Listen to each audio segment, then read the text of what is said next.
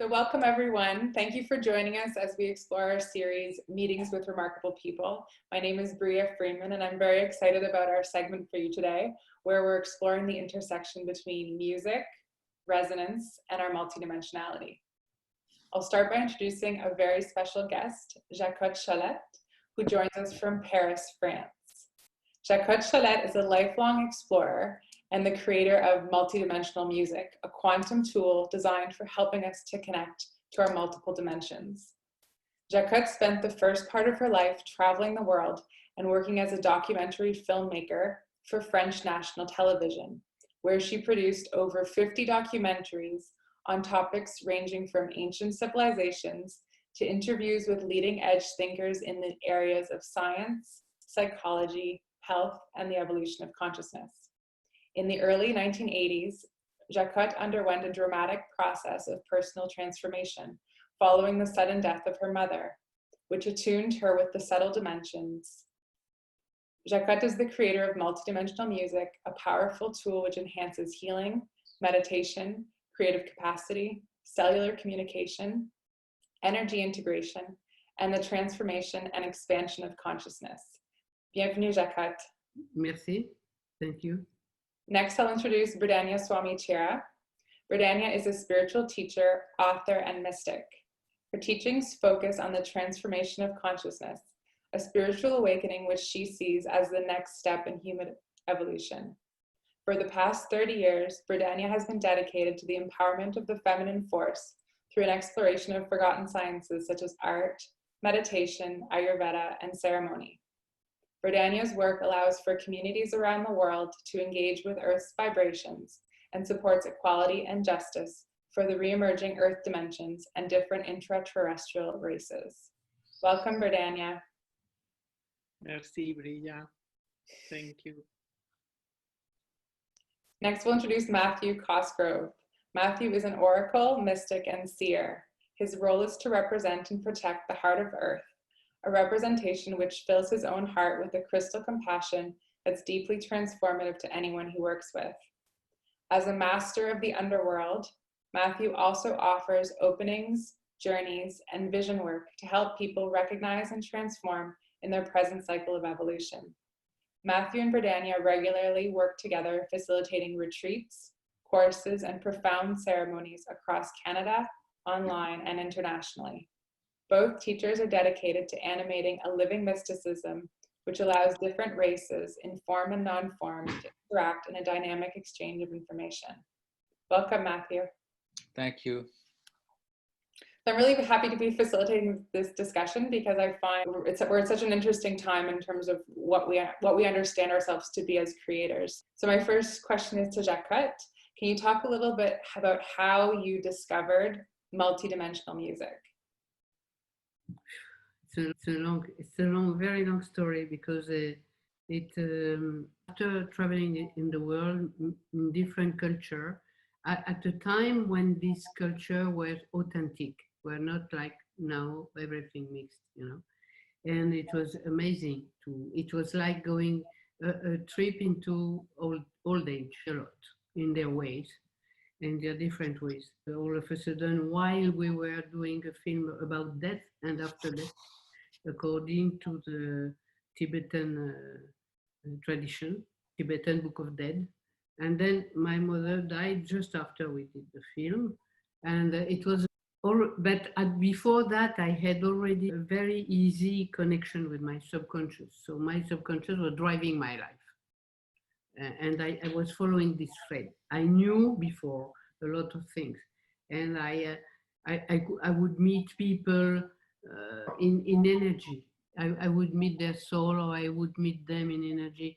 It was all embedded in synchronistic, It's like I was taken.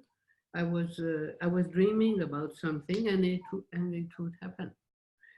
I was very honest, and I had to be very faithful and not to want to direct the trip.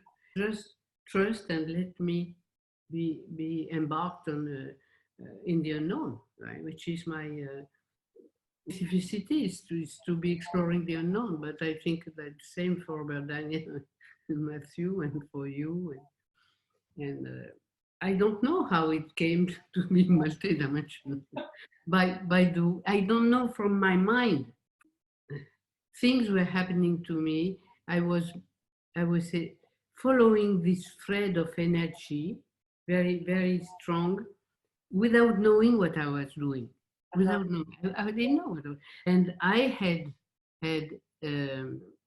experience of after death with my companion. I could meet him after he died. He was at one day. I was in Canada, in your country. I was supposed to meet people that helped me in distributing. And because I was in your country and already I had report from people about what they would experience, after listening to music. I was thinking, what is it, this music? What is it, And people were asking me, what kind of music are you doing? What? I said, I don't know the kind. It's not already existing, It's not. And when I was in Canada, it came. I was, because I was in the wild. It was, woods, infinite, white spaces, nobody, just information, just what you are so lucky to be with, Yes. And multidimensional, it came. And that's how. I didn't know that the name was born here in Canada. Yeah, but it's strange that now it's again reconnecting with that, and for me it's a meaning. It has a meaning beyond just our connection. I mean, I had a vision of a whole, always a whole, not parts, And the people I met and the scientists, and they were the founders of the new science, and that it was wholes, not parts. Yes. So we are all multidimensional. Yes. Yes. If we don't confine our mind to borders, it's resonance everywhere, and we are all the same one, and under milliards of forms. Yes, you're touching, Jacotte, on so many principles. We just had last week on the call someone speaking about quantum physics, and this one of the principles being this feedback, feed forward loop, and how just through the exchange of information, either with us and you or with the people you studied with, how that exchange is so enriching. I wanted to provide Berdhanya the opportunity. Berdhanya is a spiritual teacher and a mystic, and she's been working with your music for many years. So I wanted to give her the chance to just explain a little bit about what she has seen. We need to agree in one thing, and is that we are resonance. Yeah. And that everything is resonance, and that at this moment of evolution, resonance are taking a different upgrade. It is not only a music that heals or a music that produces something, is something that we are touching a new way of perceiving ourselves in order to cross to another dimension. And we want to enhance a dimension that is the earth that we want to live in. And the cross is only possible when we mature or destroy the idea of solidity and enter into the waves of resonance. Knowing that the resonance is not only a sound, we tend to make it like a sound, but as Colette was saying, is more the ability to take form or allow the form to move through the non-time. And in that way, you're able to upgrade your belief systems, upgrade your humanity, basically. You start evolving. So as a visionary, I see the resonance being used not only in healing, but it's a whole entire technology for us to coexist with. Mhm. And it's an area that is just starting to be together. Oh, waves and resonance is the same thing as gravity, is the same thing as light, is so one single unit that is moving us to where we wish to be. So the fact of using not the concept that I am resonance to bring it into a practical Life, yeah. evolution is part of the next step for us as a human. So I have never tried the music as just a music. I have always used the music as inducing or helping me to induce the deconstruction of something and helping people to have that experience of their own resonance. Mm-hmm. So the awakening of the trust that our own resonance is all it is, and that we are nothing else than that. So when we are starting detaching from the physical things and from the form, we are able not to take these experiences and this realization as something weird or as something extraordinary. It is our nature. It is the very core of how we are made, why we're made. So we just need to get over the trying to explain something. So as a mystic is more like, okay, it's time to take for granted that you are resonance and that need to be used to create the world that we want to resonate with. So it's to synchronize our own essence resonance to the world that we want to animate, to the world that we want to give shape, or at least to offer a template. So it really is a platform of construction. Everything starts from vibration, from resonance, and then as it descends into form, takes the light form, take the gravity, takes the plasma, and poof, the form is there. But we are able to move through those different scales and ways of manifestation. So it really is a construction that it will define completely our reality, technologically, medically, even traveling to space. The way that we conceive our life and death, how we can cross to the unknown back and forth at will. So it's a lot of projection when we are not limiting the resonance to certain use, like, you know, I use this for healing or I use this for that. No, I'm using me as a vehicle, my resonance as a vehicle to construct something that we wish to resonate. And as a mystics together and a communities that we are in agreement or in resonance with this, we need to take the respond ability in order to resonate. And that is the beauty of these meetings, of this linking, of these agreements, of these different points of views that are offering a possibility of new human, new earth, new dimension, new reality, traveling in space, and so on. Yeah, we want to be the real creator that we are, and with this music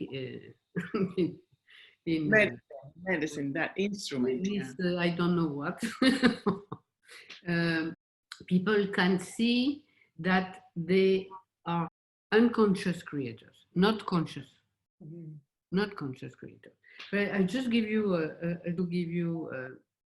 some feedback about when people they are listening the CDs apparatus they use stops, not stops, and then they say, well, yeah, but I was so afraid I could not listen. In fact, they manipulate matter.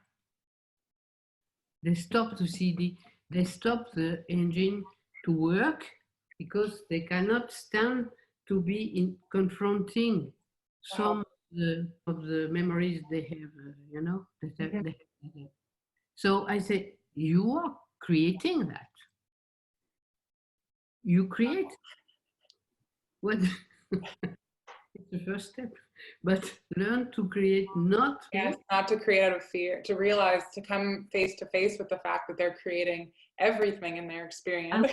Matthew, would you be able to share? Matthew works a lot facilitating ceremonies and as an oracle for people, helping people to see in the invisible their structures and understand their own evolutionary path. Matthew, can you perhaps give a comment as well from your own experience on resonance, on your work with resonance and how you work with resonance? Yeah, sure. I'd just like to further a little bit before I get into that about what Jacotte was talking about how we are responsible for what we're creating. There's an example that many people might have heard, that we only use 10% of our brains. But in actual fact, we're using 100% of our brain capacity to create this whole projection of our life around us. And we're animating all the situations in it. We're animating, that, like Jacotte said, if we're afraid to listen to the music because it's triggering something, we have the power to break the machine, or we have the power to create an accident, or we have all to prevent us from expanding because we're afraid. So we have this tremendous capacity, but we're using it against ourselves in most cases until we become aware of it. Mm-hmm. When we become conscious and take responsibility, then we're making a huge step towards freedom. We're making a tremendous leap right there. Not the kind of freedom that, like when somebody dies, when Jacotte was talking about working with the people that are passing, I remember being with my mother right after she passed. And that type of freedom was just so beautiful, a liberation from the earth plane, a state of grace that was, I just saw her spirit rising, and it was so reassuring to be around someone who passes in that state, because that's where we're heading. There's nothing to be afraid of. That's one kind of freedom, but we have the potential to go even further than that. When we're alive in our bodies, we can expand it even further. Yeah, and I'm kind of getting off topic, but most people are aware of the different levels, the different bodies, the consecration body, the fusion body. We can expand into all these different realms when we're alive. We can consciously expand and go beyond the experience of death even. And I want to say that it is not necessarily to transcend, but to become the different resonances that each dimension offers. So it's like when we have a bowl of water that is or a base that is one dimension. When we have filled it up with our consciousness at that level of that cup, then we are able to move to a different cup. And that will create a sense of freedom, a sense of unity, a sense of completeness, a sense of expansion, a sense of I am bigger. And those cups are in undefined and in complete appearance and disappearing depending of our desire to expression. So perhaps what Matthew is trying to say is that the freedom of being in the non-form, but is still forming something that creates certain meaning for us. Yes.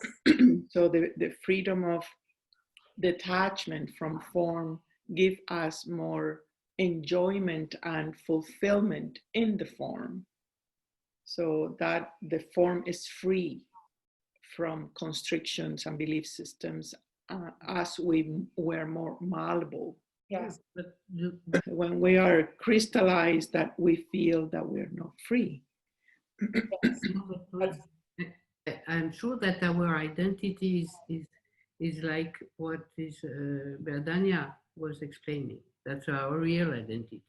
It's like to create, to recreate, to transform, to explore, to inform or not inform, and to not be confined in anything frozen, you know.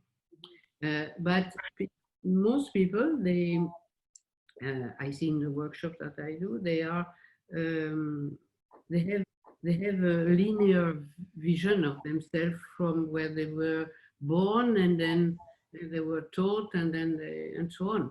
And it's an image of themselves. It's just a little image. That's what I try to transmit to them. It's that they are not that. Yes. That they are all that they want to be, all that. Freedom from identity. Yes. Very hard. Yes. At the same time, people are creating more borders in order to pass the borders. They're creating an opportunity right now. Worldwide, there's a lot of conflict everywhere, just to create friction between borders that somehow is indicating us that the common consciousness of people want to cross some kind of boundary, want to cross something that is, they can reflect it politically or religiously. But I think the movement now, as maybe seem painful and negative, but it is actually asking very much to link different borders, to express. And the people that do not want or don't choose or don't want to choose that reality, they are creating their own sphere of reality where they will be their dimension, and our dimension, or the dimension that we're choosing, that is more a little bit more agile and in a different understanding, is trying to solidify itself, is trying to take form in a more progressive way, in a more advanced way. And so we need to see all these conflicts as an opportunities, that our human consciousness are defining themselves in different resonances. The resonance of negativity, that's fine, that's how it's going to be. But we need to renounce and that as our reality, and empower our own resonance, our own way of understanding that, oh, there is other ways of living that actually will be the law and the progression, the evolution of our consciousness, when we say we're all one, resonance is one, we're resonance, we're light, we're gravity, we're plasma, we're electricity, all moving, and we're using that to create something that is a reality more preferable to our existence, to our choice. So if we by not judging our world right now, we are not judging Earth, because Earth at the end, we are the resonance of the Earth in many ways. And Earth is saying to us, can you please take this piece and heal it? Can you please take this piece of me and show how much I'm suffering, how much I am in conflict, how much I am wanting you to embody that, so you know what you want to do. So it's a way to help the change, the evolution, the critical moments that we are passing right now in all levels. And it's just by reassuring our nature that is resonance, that is love, that is joy, that is gravity, and all these forms. So at the same time, different things happening. Yes, it's just let the ones that want to live that reality to live in that reality, and let's us focus in something that is more proactive, and that is if we have the vision, we need to give it the form. To reassure. Reassure, yeah, to reassure. And that's why I thank you for resonating with. Well, what was your initial question that I didn't answer? It was about resonance and how you work with resonance in ceremony or in the vision work that you do with people. Okay. Yeah. Well, first of all, I work with voice, my own voice, my own resonance. I'm not a good singer. I couldn't make a note if I wanted to. I couldn't make a note, a C or a G. I don't. To me, it's a place. It's the place that it's coming from. Is the most important thing. Where, to me, resonance, it comes from the void, from the darkness. It's a place of stillness, of emptiness, of the black light, I call it. And it's a place of tremendous power, as we are mostly in physics now, discovering that we're 99.99% empty. That place of emptiness is not really empty. It's full of little protons, and they're super dense. They're supercharged with power. That seems to be the place that we have drawn on, and shaman have drawn on from the beginning of time. So in that in that vibration, in that from that place, that's where the tone comes from. That's where the resonance comes from. But it's a place of utmost humility. It's the power song, the shaman song. It's a place of being completely broken, completely humble. If you come at it from a place of already knowing and arrogance, there's no power. So when we open ceremony, I always, it's a prayer. It's a prayer of the resonance is a prayer, where I invite all the spirits. I go through all the different types of spirits, and I invite them, I give thanks. And when we do that, we're getting out of the way, and the frequencies lifts, the frequency rises. And so, and it's not a it's not a note. It's not a it's a place. It's a dimension.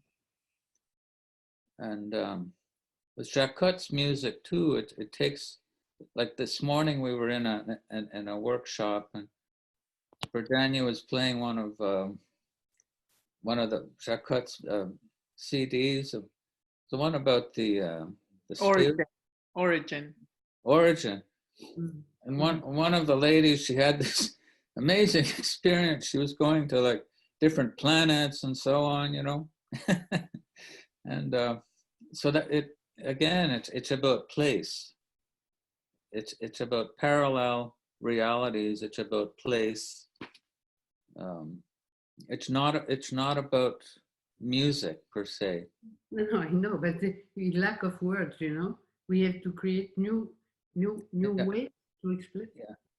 So it's not about music, about notes, about like an orchestra, you know, when they read the music and they play it. I agree. It's not like that. It's something else. It's frequency. It's frequency, yeah. And it's the frequency which heals. Yeah. And it's the place the frequency comes from which heals. It's the healer opens that space of potential and offers it. And the recipient can either benefit from it or choose not to. It's really none of our business. You know, it's none of our business whether it's having an effect or not, because we don't have control over it, because people have their own freedom. Yeah. Don't create anything that is out of alignment or out of purpose. Everything serves, and when we are able to appreciate that, even if we don't agree, or by us liberating that from any opinion, we are giving the chance of freedom, of that resonance that we understand as fear or control. It's in general, because our mind tend to sectorize things, and the resonance doesn't. What you're saying, Berdhanya, on one level, there's disharmony and there's harmony, but then on the level of resonance, there's no such thing as disharmony or like creation is neutral. Yeah. We may understand that as a disharmony because it doesn't agree with the frequency or the zone or the dimension that we wish to be or want to be. Mm-hmm. But creation is neutral. Mm-hmm. It doesn't create anything that is not useful. It doesn't allow anything that is not valid. We may not understand with our mind, or it is not our business to enter into that, but how we can treat that different frequencies that are trying to express something else in their own reality is through affection. Mm-hmm. That's great.